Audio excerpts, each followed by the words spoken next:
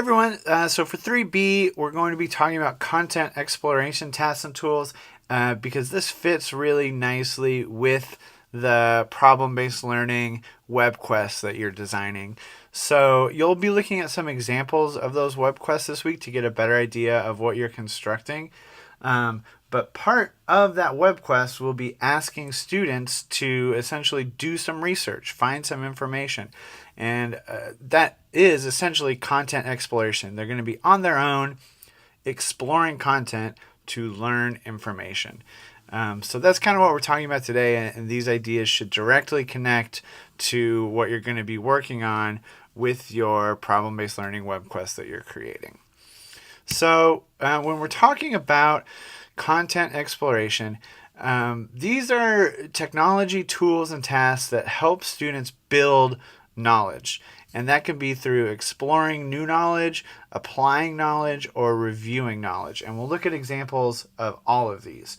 But the important distinction here is that students aren't creating something new. They're not making a video. They're not making a website, something like that. Instead, they're exploring and applying knowledge. Think of this as sort of a lower level of critical thinking skills. Like this is a very basic getting knowledge and then putting that knowledge to use on like a worksheet or a drill and practice or something like that. So that when we're talking about content exploration tasks and tools, this is kind of the big picture of what we mean. And one way to think about technology in general, this will be helpful when you're working on your PBL lesson. So I've asked you to start with the standards. So that's always where we want to start in education. What is the learning standard? What do students have to learn? Then we talked about this 2 weeks ago. You want to come up with the objective from there, like compare and contrast shapes, for examples. From there, you want to have what are the tasks that students will actually do. Oh, maybe they're comparing shapes with real life objects. And then you finally come up with the technology tool. The technology tool should be the last thing that you come up with. The tool is here to support the learning, not to drive the learning. You don't want to start with a cool piece of technology and just say, oh, this is cool, I should figure out a way to put it in my classroom. You always want to start with the standards and learning objectives. So when you're developing your PBL lessons and web quests, this is important to keep in mind. Start with your standards, come up with objectives, come up with the tasks, the things you want your students to do, and then you'll come up with the technology tools that can support that learning. So keep this in mind this week as you're working on that project. We're going to talk about 6 different categories of content exploration tasks, sort of moving from least complex to most complex. Most of these are things you are already familiar with and you've probably used in your own K-12 experiences. It's just trying to help categorize and give them a name so we have a way to sort of talk about these things in this class. So the first type of content exploration tasks and tools are reference tools. These allow students to explore knowledge. The purpose is providing information for students. An old school example would be an encyclopedia. That is a reference material. Students would go there to explore knowledge. The modern digital equivalent is something like Wikipedia, ebooks, and then video tutorials also take it to another level because you have video material, but it's still, you're just using it for reference. You're looking something up. How do I do something? What's the knowledge I need here? When did the Civil War start? Who were the sides in the Civil War? So basic type of exploring knowledge. From there, we move up to drill and practice. You're probably really familiar with these types of games from your K-12 experience. This is something like doing an app where you're solving your times tables over and over again, for example. Or you're picking out what's the verb in the sentence. And it's just here's a sentence, pick the verb. Here's a sentence, pick the verb. Drill and practice. And all of these are effective for learning. There's some things that in order for a human being to learn effectively, you have to do it a bunch of times for it to sink in. So it's not that there's anything wrong with these things. They're a necessary part of education. I just think problems can happen if that's all students are doing. If their whole day is just doing these drill and practice types apps, then that's not super beneficial. But they definitely have a place in the classroom, and it's an important place. Next up is tutorial. And this kind of overlaps a little bit with the reference category as well. But the idea is that we're introducing new material and we're offering instruction with practice and review. So it's more than just watching a video. There's also opportunities for practice with students. So the idea would be that content is presented and then it's evaluated. So it's kind of a combination of that drill and practice with the reference.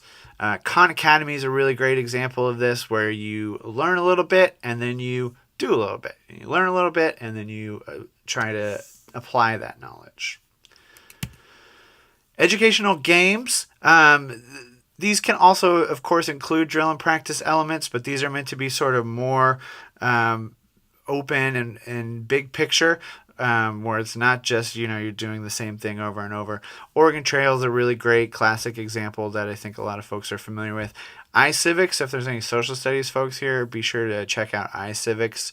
Smartboard games are an example of these. PBS Kids, Sesame Street, all of these have a lot. There's also a lot of games that are disguised as educational games. Like if you go to Cool Math Games, for example, you'll see tons of things that are not really educational at all, but just sort of disguised as educational games.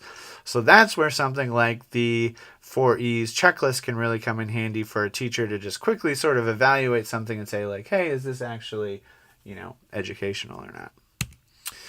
From there, you've got simulations. These are definitely more common in the STEM field, science, technology, engineering, and mathematics. So virtual bodies, the PHET FET simulations are really great. If you've never checked those out and you're a science person, I absolutely recommend checking those out. But these let students apply knowledge, but it's sort of a virtual laboratory in a lot of ways as well. They model physical phenomena, hypothetical situations, things like that. Common example now is this iPad frog dissection simulation. So this can be really handy for a lot of reasons. One, if students have ethical concerns about working with dead animals, great. Schools that are on a budget and can't afford frogs for anyone, because I used to be a biology teacher, and animals for dissection purposes are wildly expensive.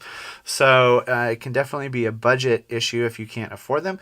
And it can also be a great preview to the lesson. So before you dissect a real frog, hey, let's dissect a virtual frog just to get warmed up and start getting familiar with the vocabulary, what it looks like in sort of an ideal situation compared to what it will look like in the real world situation, because no frog's insides actually look this well organized.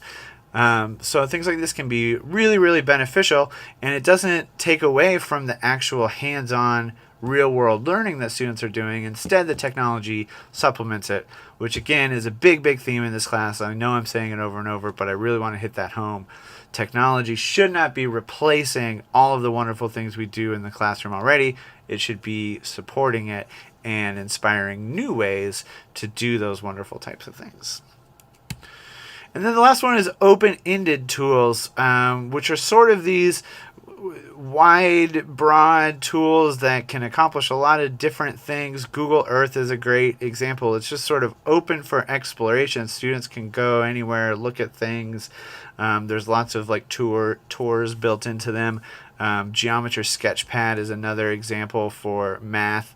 But kind of open-ended tools that don't necessarily have a goal, but let students just sort of explore and apply and sort of be out there on their own. And we're also starting to get into a new era where we've got augmented reality and virtual reality in education. So if you've ever seen Google Cardboard, students can, put on a headset and be transported to Japan or Imperial China or the Serengeti or inside of a cell. And these types of things are just now starting to come out and be more popular in the classrooms. There's lots of interesting things that are happening. Some more affordable than others, but this is something to definitely keep your eye on because it's becoming more and more popular, and it can be a really, really powerful learning experience. If a student is able to be transported to space and be looking at our solar system from, outside of it. Like that's pretty amazing learning opportunity, and a really cool one for students. So part of your task this week will be looking at a list of content exploration tools. There's the link in the announcement for it. So look at the ones in your area, spend some time checking them out, add any interesting ones that you like to your Symbaloo, and then you'll also want to tweet one of them out with an explanation of how you could use it.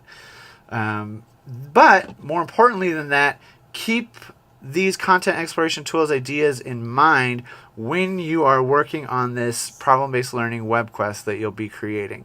Because like I mentioned, part of that will be using content exploration tasks and tools so that students can explore the content. So let me give you an example. Let's say you're doing your standard is for elementary health. So you've picked your standard. It's an elementary health standard about how can we live healthier lives.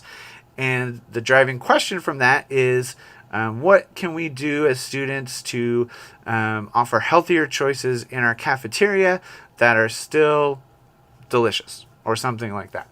So healthy but fun in our cafeteria. And maybe that's the problem they're trying to solve. So part of that is students will be doing research, and you're going to want to provide a lot of resources for them. And so maybe you're providing videos on what does it mean for food to be healthy.